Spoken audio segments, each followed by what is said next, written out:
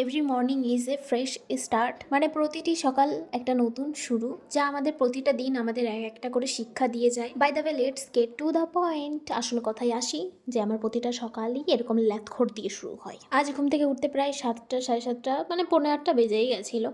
আর 9টার সময় যাবো জিমে, তাড়াহুড়ো করছিলাম কারণ এখন হচ্ছে অনেক কিছু করতে হবে। দেখো guys, let me say something. মনে পড়লো তোমাদেরকে একটা কথা বলি। মানে এই যে আমি যে ব্ল্যাক কফি খাই, কবে থেকে খাই জানো? লাইফের সত্যিটা যখন সামনে এলো তখন থেকে। ব্ল্যাক কফির দ্বিতীয়টা তো কিছুই না ওই সত্যতার থেকে।